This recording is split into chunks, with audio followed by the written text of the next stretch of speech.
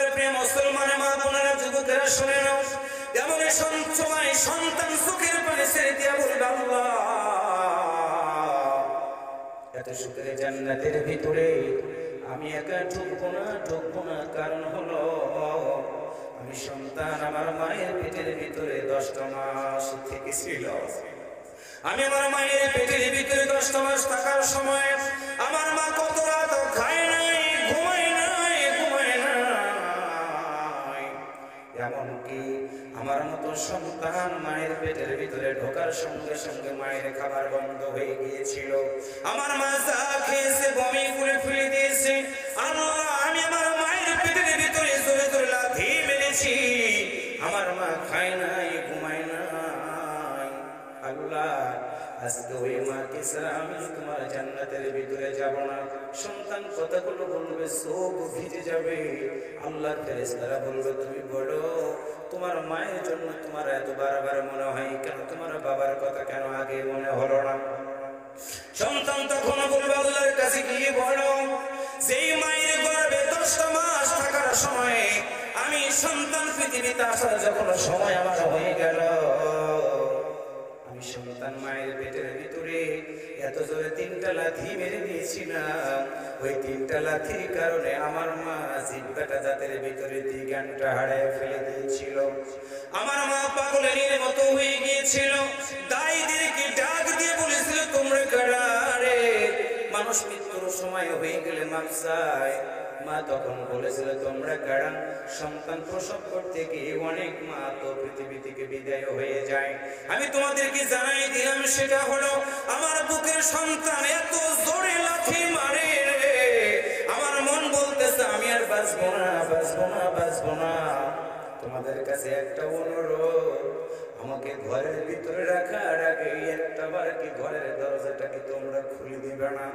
তাই ঘরের দরজাটা খুলে দেওয়ার পরে স্বামী ঘরের দরজার বাইরে দাঁড়ায় থাকে। নতুন যারা বিবাহ করেছে শুনে নাও, প্রথম সন্তান যাদের হয়েছে শুনে নাও, স্ত্রী প্রসব করে যাওয়ার আগে স্বামীর দিকে বারবার তাকায়, একবার চোখের পানি ছেড়ে দিয়ে কান্দে।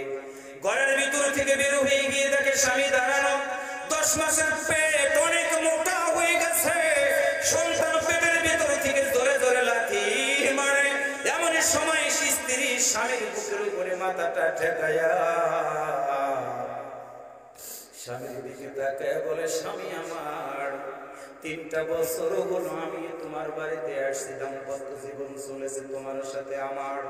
তুমি তো জানো তোমার বংশের প্রদীপ আমার পেটের ভিতরে, কিন্তু স্বামী তুমি এটাও জানো অনেক মা সন্তান প্রসব করতে গিয়ে মারা যায়।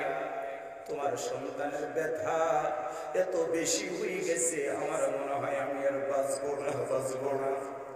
মায়ের কান্নার বুকটা ভিজে যাচ্ছে, স্বামীর বুক। এমন সময় স্বামী মায়ের মাথার উপরে হাত দিয়ে বলে,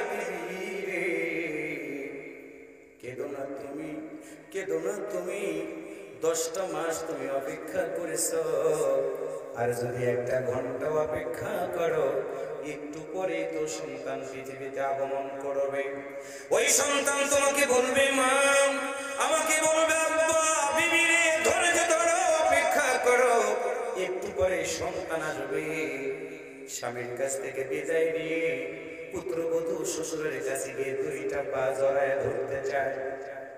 পেটটা অনেক বড় হয়ে গেছে।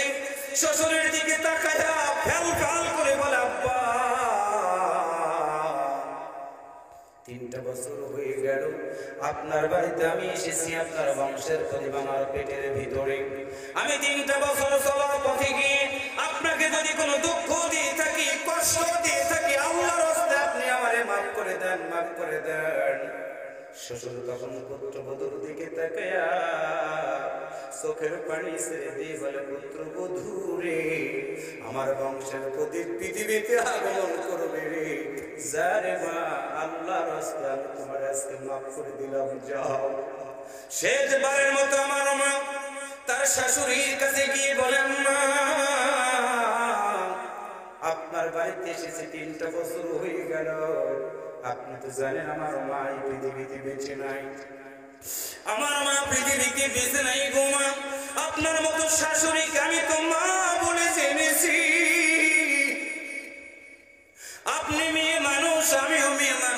আপনি জানেন সন্তান প্রসবের কি যে বেদনা।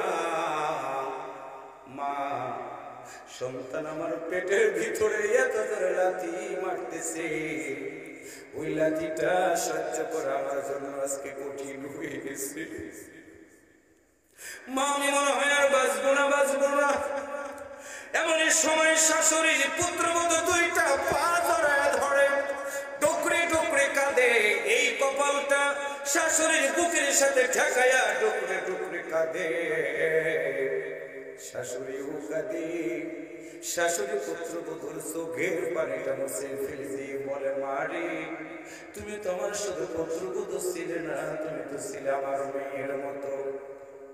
আমার মা, তোমাকে একটা কথা বলি, শুনে নাও। তুমিও মেয়ে মানুষ, আমিও মেয়ে মানুষ। মারে, তোমার জানাই দিয়ে দিলাম, তোমার সন্তান এত করে লাথি দিয়ে দিবে, তোমার কষ্ট হবে। তবে আমি একটা কথা বললাম, মা, তোমার সন্তান যত জোরে লাথি দিক না কেন, কোনবারের জন্য তুমি জোরে নড়াচড়া করবা না। মা তখন বলেছিল, কেন নড়বো না? শাশুড়ি বলেছিল, পুত্রবধূ রে, জোরে যদি নড়ো, তোমার সন্তানের মাথাটা আগে আসবে না, দুইটা পা যদি আগে আসে, তোমার সন্তান ভূমিষ্ঠ হবে না। কোনদিনও তুমি মা ডাক শুনতে পারবা না। সন্তান প্রসব হতে গিয়ে তুমিও মারা যেতে পারো, তোমারও সন্তানটা মারা যেতে পারে। অনুরোধ করলাম, মা, যত কষ্টই হোক না কেন, একটা বারের জন্য তুমি জোরে নড়াচড়া করবা না। শাশুড়ির কাছ থেকে পুত্রবধূ কথাটা শুনলেন, হৃদয়ের ভিতরে গেঁথে নিয়ে এক পা দুই পা করে আবার প্রসব রুমের ভিতরে যখন যায়, দায়রা দুইটা হাত চেপে ধরে মাটির উপরে আমার মাকে সেদিন শোয়া দিয়েছিল খড় বিছায়া। তসক দেয় নাই, জাজিম দেয় নাই, এইরকম মাটির উপরে খড় বিছাই দিয়ে মাকে শোয়া দিয়ে দুইটা হাত দুইজন শক্ত করে ধরে, দুইজন দুইটা পা শক্ত করে ধরে। মা তাকে ডান হাত ধরা, বাম হাত ধরা, পা দুইটা উঁচু করে রেখে দিয়েছে দায়রা। মা তখন ডান দিকে তাকায়, দেখে কেউ নাই, বাম দিকে তাকায়, দেখে কেউ নাই। এমন সময় চোখ আকাশের দিকে দিয়ে বলে, আল্লাহ, আমার এই বিপদের সময় তুমি ছাড়া আমার এখন আর কেউ নাই। মায়ের শরীর থেকে রক্ত বের হওয়া শুরু হয়ে গেল। আমার সন্তান বুঝলাম না কোনটা মায়ের পেট, আমার লাথির কারণে মায়ের কষ্ট হয়। আমরা বুঝলাম না মায়ের পেটের ভিতরে এত জোর লাথি দিয়ে দিলাম, মা কষ্ট সইতে না পেরে জিহ্বাটা দুইটা দাঁতের মাঝখান দিয়ে জিহ্বায় মা কামড় দিয়ে দেয়। প্রসব করার সময় যদি কোনো মা মারা যায়, গিয়ে দেখবেন মারা গেছে মা, সন্তান আসার আগে জিহ্বাটা কামড় দিয়ে রেখে দিয়েছে। মা জিহ্বাটা কামড় দিয়ে থাকে, দুইটা পাশ দিয়ে রক্তের মতো নদীর স্রোতের মতো চোখ বেয়ে পানিগুলো গড়ায় পড়ে। দাই জোর করে হাতটা দেওয়ার চেষ্টা করে মায়ের জরায়ুর ভিতরে। মা চিৎকার দিয়ে বলে, না না না, একদিকে পেটের সন্তান আমারে লাথি দেয়, আবার তোমরা হাত দিয়ে আমারে কষ্ট দাও। এর চেয়ে মৃত্যু যন্ত্রণাটা মনে হয় অনেক সহজ হয়ে যাবে। দাই বলে, না রে না, একটু কষ্ট যদি সহ্য না করো, কোনদিন তুমি মা ডাক শুনতে পারবা না। দাই কথাটা বলার পরে মা কান্তি থাকে। সন্তান দূরে লাথি দেওয়ার কারণে মা জ্ঞান হারিয়ে ফেলে। আল্লাহ বলে, বান্দারে, তোমার পেটের ভিতর থেকে বের করার জন্য আমি ধাক্কা দিয়ে দিলাম। মায়ের জরায়ু দিয়ে রক্তের স্রোত শুরু হয়ে গেল। 1 থেকে 1.5 লিটার, 1.5 থেকে প্রায় 2 লিটারের মতো রক্ত জমিনে মায়ের জরায়ু দিয়ে পড়া শুরু হয়ে গেল। রক্তের স্রোতের মাধ্যম দিয়ে আমাদের মতো সন্তানটা দুনিয়ার বুকে আমরা পড়ে গেলাম খড়ের উপরে। আমার মায়ের তখন জ্ঞান নাই। আমার মতো সন্তানের গায়ে অনেক ময়লা, মরা রক্ত। মার জ্ঞান নাই, মার জ্ঞান নাই, শুধু চোখ বেয়ে উপর থেকে পানি পড়ে, শরীরের নিচ দিয়ে রক্তগুলো গড়ায় গড়ায় পড়ে।